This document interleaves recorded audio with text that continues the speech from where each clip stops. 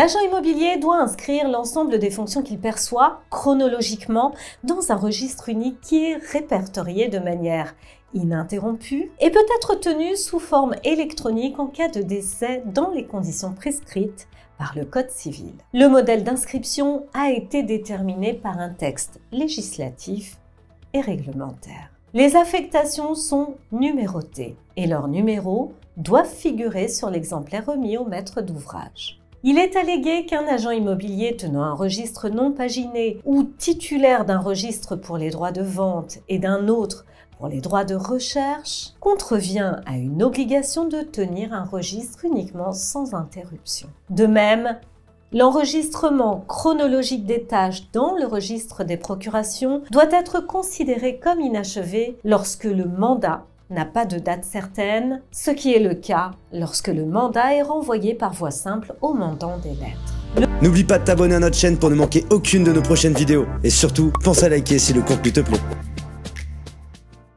Le non-respect des règles de forme de tenue du registre des mandats est sanctionné par la nullité du mandat, ce qui fait perdre à l'agent immobilier son droit à commission ainsi que le droit de demander des dommages et intérêts pour une vente non réalisée alors que l'agent avait trouvé un acquéreur aux conditions requises par le vendeur. Le titulaire d'une carte portant la mention « transaction » doit conserver pendant au moins 10 ans le carnet d'adresse, le carnet de quittance et une mention spéciale relative au fonctionnement de ces carnets, ainsi que la procuration et le registre d'autorisation, la convention, les relevés de compte et les copies des avis de paiement faits aux propriétaires. Pour les titulaires de cartes qui se réfèrent à la gestion de patrimoine, l'obligation de conservation décennale porte sur les livrets de caisse, les livrets bancaires, les registres de procuration, les conventions, les relevés bancaires, ainsi que sur les biens et les copies de pièces justificatives.